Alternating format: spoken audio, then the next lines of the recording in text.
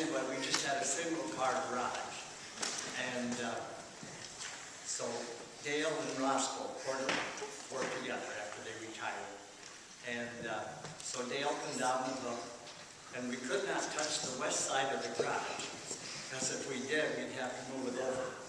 So the two of them split the garage in half, and then Ford had us come in over here and move that side over, then built in between.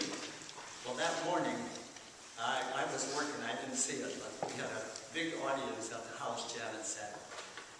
And Harold Miller, Verdina's brother, was one of them that came over. They lived right behind us.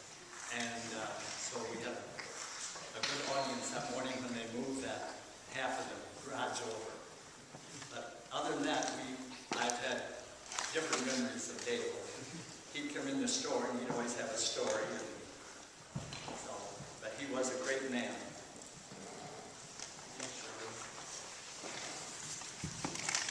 Anybody else? Any others?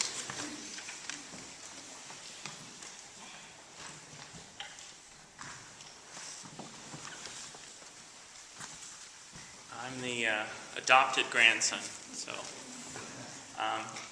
I didn't grow up with a grandfather on either side, and I didn't have any uncles in my family. So one thing that I appreciated about Grandpa Patton was his ability to make me laugh and make everyone else laugh, even if the joke was on you and it took you 30 seconds extra to finally figure that out. We've got some great pictures of him. I have a picture of him wearing a salad bowl, a kind of a World War I type helmet. That's the first time I met him, so that was my first impression. Here's a grandpa at Christmas time who wears a salad bowl as a helmet. He must be all right. But in all seriousness, I would like to point out the joy that it's brought me to have unity in the family. And it's been great to come to this community. From the different places that we've lived in the United States, we've always been able to come back to Manchester, and we've always been able to have that sense of feeling within the community and to meet here as a family locally and have people come in from different parts of the U.S. And so I would say that in my experience with Grandpa that he was a unifier. I didn't hear him speak bad about people. I'm sure he could observe, he was quite observant, and yet he always unified. And I don't know if he had like a special government contract rate with the mail service, but anyone who knows him, he always had a birthday card for the grandchildren or for ourselves, and it was like timed on the day of the birthday or just the day before. And so I'm thinking he was writing a lot of cards, and him and Grandma, but it was great to see that as far as the family spread, there was Grandpa still sending out the letters, still unifying people, and still inviting everyone back into his home and back into his heart. And through that unity, he will always be in our hearts.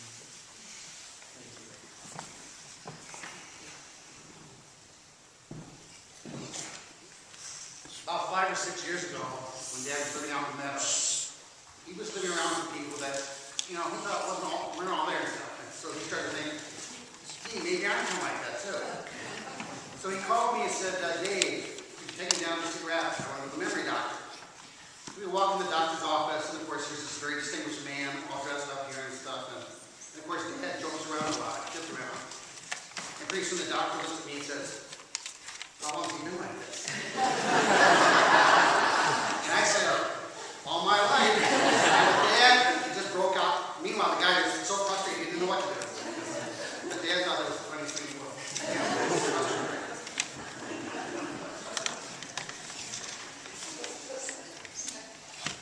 Thanks, David. Any others? Anybody else? I'd like to say that Dale and his family have been a true friend to Josh and I, and we always appreciated family, and they did a lot for us. Thanks, Mary. Several times when I was out at the Meadows, I had lunch with Josh and Dale,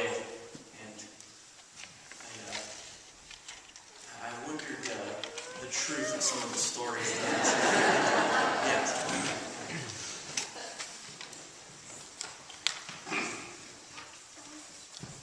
It's a little hard.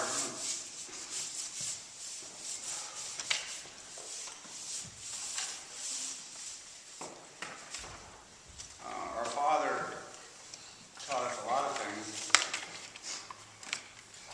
and many of them were value-laden. And I spent a lot of time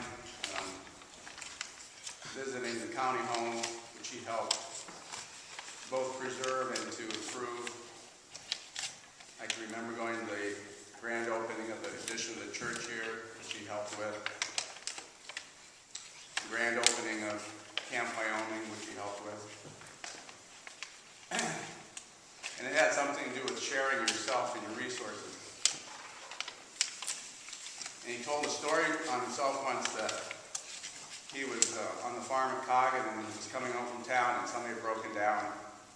And he stopped and helped them and took the money they offered him for his assistance. And then on the rest of the ride home, he had 2 flat tires. He said, "I'd never take money for helping."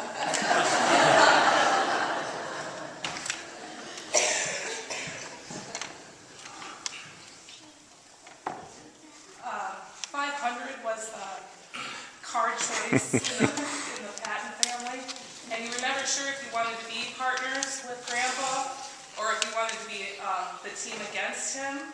And I have a memory of being his teammate and winning a hand, and I said, what kind of cards did you have? I had like quite a few really good cards, and the other team had really good cards, and he said, well, I just had 6s and some 10s, but you should have seen that blind. And I swear he was the luckiest person when it came to cards. And I have to say that was some of my fondest memories of Grandpa, is the card games.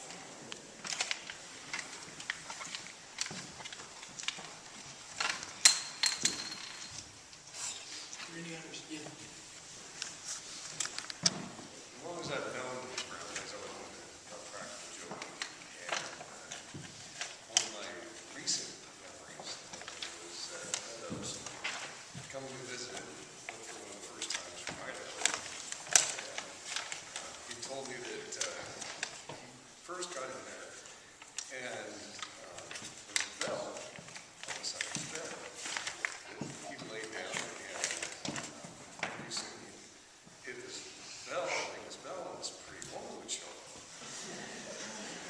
And he'd come in and take her his clothes out of his bedroom.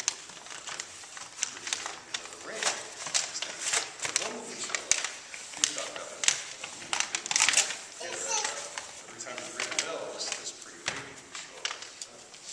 So it's kind of a neat memory. Remembering him as a practical joker, always having a smile on his face. Seeing some of the movie pictures downstairs in the basement of the church, I always see that